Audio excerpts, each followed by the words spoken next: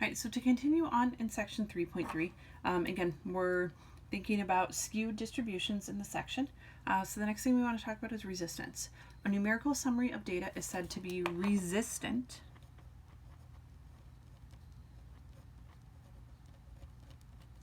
if outliers, either very large or small values, do not affect its value substantially. When outliers are present, the median is a good choice for measure of center. It is not affected by the size of an outlier and does not change even if a particular outlier is replaced by a more extreme value. So what we say is that our numerical summary, if we're using the median is more resistant than the mean.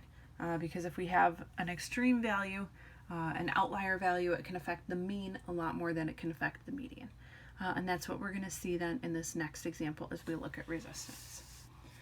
So the following data represent the travel times and minutes of work for all 7 employees of a web development company.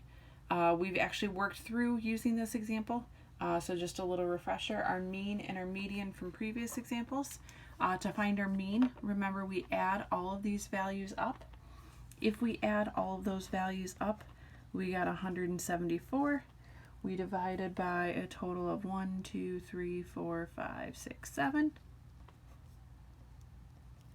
And that gave us approximately, I'll throw a little wiggly equal signs in there, 24.9 minutes for our mean. Right, that was back from section 3.1.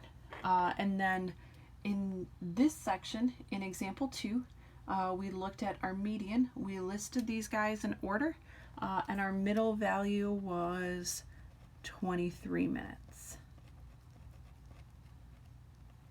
So if we list these in order, remember that 23 minutes was the value that we got in the middle. All right, now for B. Suppose a new employee is hired who has a 75-minute commute. Find the mean and median of the new list of 8 employees. All right, so 75-minute commute, a lot different than the values that we have in here. We could say that the 75-minute commute is an outlier. Right, so now we're going to recalculate our mean and median and see what happens. So as far as our mean goes, I'm just going to take my total from my previous example, this 174, add 75 to it. This time instead of dividing by 7, we have 8. So we're going to get 249 divided by 8, which gives us approximately 31.1 minutes. So this new large value has caused our mean to go up significantly, a little over 6 minutes to 31.1 minutes. All right, for our median. All right, so we're going to list these guys in order. So we had 5, 18, 23, 23, 26, 36, 43, and the new person at 75. Now instead of having an odd number of values, we have an even number. So we're going to take these two guys in the middle and average them. 23 plus 26 gives us 49. 49 divided by 2 gives us 24.5 minutes.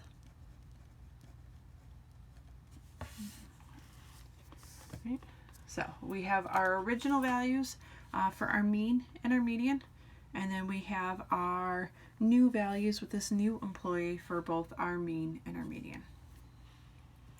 All right, so part C. How does the new employee impact the value of the mean and the median?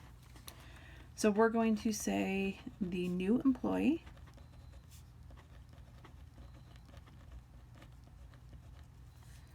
greatly impacted the mean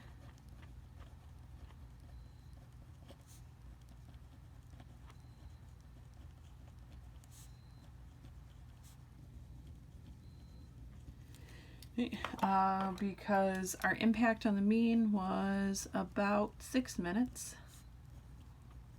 Again, actually a little bit more.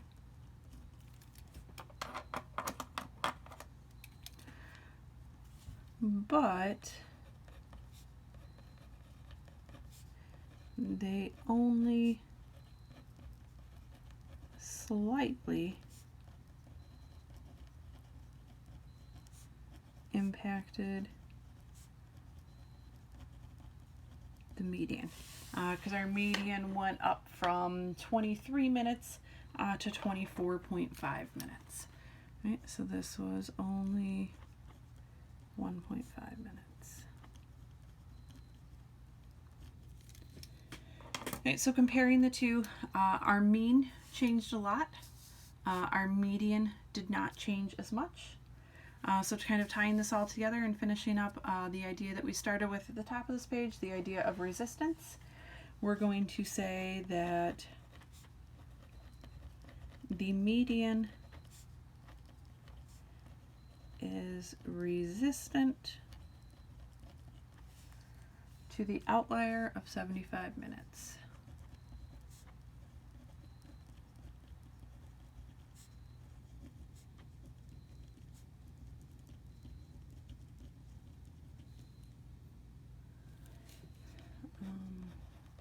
And if we want a little bit more of an explanation, we can say because it increased